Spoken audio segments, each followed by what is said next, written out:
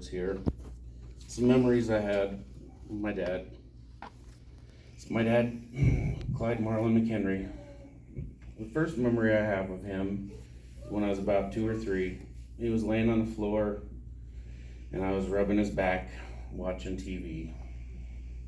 Sometime shortly after that, he decided to move out and leave us kids with our mom. I remember as a 3+ year old wanting him to come back home. And I was always asking my mom, when is Daddy coming back home? She didn't know when. Sometime after that, my mom and us kids moved to the house in the country in Villisca. I was probably around 5 or 6 at that time. During this time, he would come and visit us on Sundays. One Sunday, I remember my grandpa McHenry was out visiting. He'd been fishing. He was cleaning some fish. I wanted to help, but I was told I was too little to use a knife. I guess I kept playing with the knife anyway. My mom said I was going to be in trouble when Dad got there. I remember he had an old junky, primered, gray pickup truck with loud exhaust. I heard him coming down the hill. He downshifted when he came down the hill. I knew it was him. I was scared. I went down in the cellar area. It wasn't too long. He was yelling for me, "Matthew!" That's kind of how he addressed me most of the time. I was scared. Eventually he found me. He asked, "Were you playing with knives?" And I said, "I just wanted to help with the fish." He said, "You're too little. Don't play with knives." That was the end of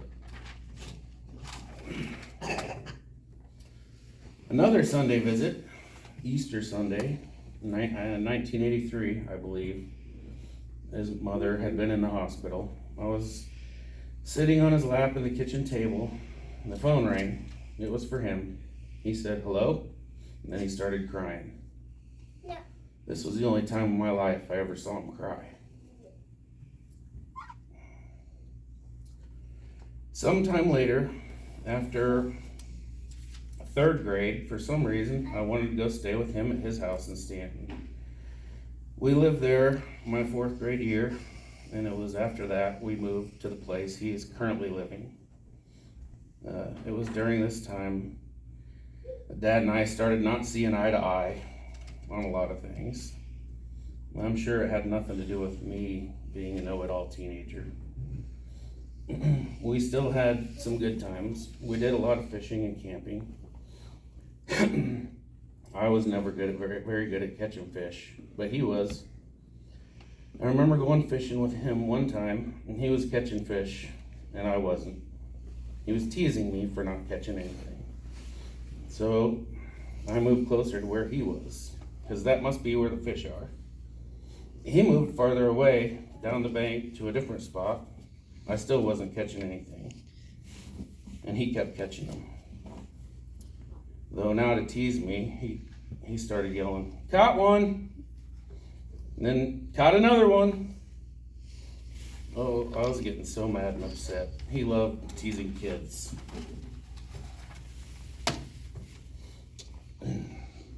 There was a 4-wheeler dealer a few miles away from his house, and I spent a lot of time there as a kid. I'd walk there, ride my bike there, look at the 4-wheelers, and I always wanted one, or a dirt bike. One time I went there, and they had a customer's motorcycle they fixed, and then the customer decided he didn't want it anymore. He was just going to sell it for the cost of the repairs. It was like $450 some. This is maybe 30 years ago. I told Dad about it, hoping he would maybe buy it for me. He just laughed. But a few days later, when I got home from school, he was riding that motorcycle up and down the dirt road. He did give it to me. I kept it in my little workshop in the basement of the barn. One day I was out riding it. A couple miles down the dirt road, I was in a farmer's field ramping his terraces. The farmer saw me, started chasing me. I was scared. I headed towards home. I was running from the guy on my motorcycle. I cut through a field, headed towards the river. The farmer eventually cornered me.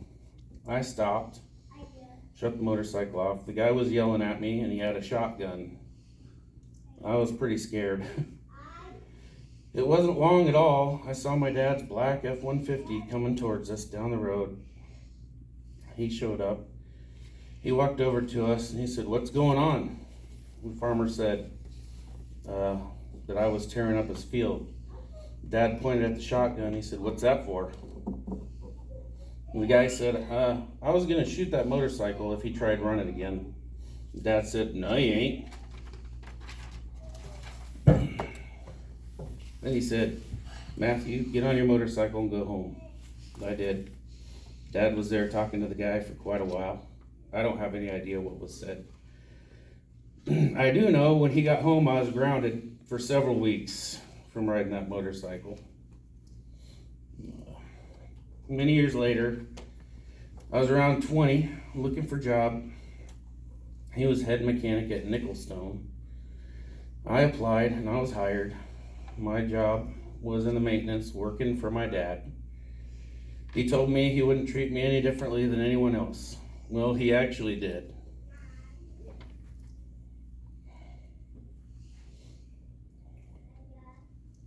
He gave me all the crap jobs. Amongst my co-workers, I gave him the nickname Hard Ass McHenry. Eventually, he caught wind of that, but he didn't really care. I guess he knew it was true.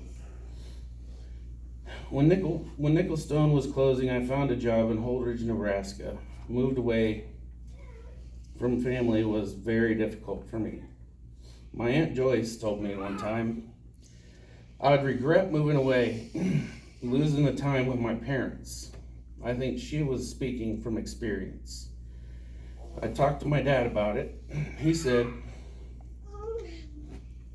each man has to live his own life. He said, "You can't live your life worrying about me. I'll be here." He said, that's how he lived his life, and so should I. I have to say, I don't regret moving, building a life in Holdridge. I think he's proud of what I've done, the family I built.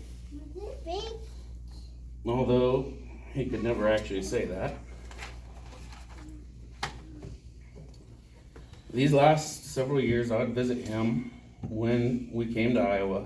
I called him once or twice a week. I'd usually call him at 10 or 11 p.m. after the kids and family went to bed. It was always the same. He'd answer, "Hello?" I'd say, what are you doing?" He'd say, "Watching TV."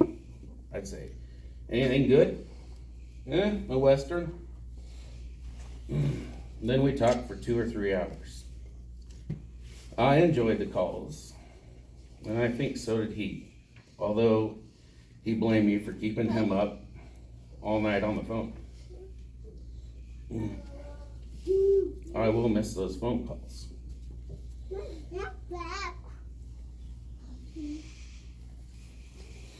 Last month, when he got sick, I spent a lot of time visiting him. We had good conversations. I had a chance to say what I wanted to say to him. I feel very lucky for this. Every time I would leave, I'd say, "Love you, Dad." He just kind of mumbled back.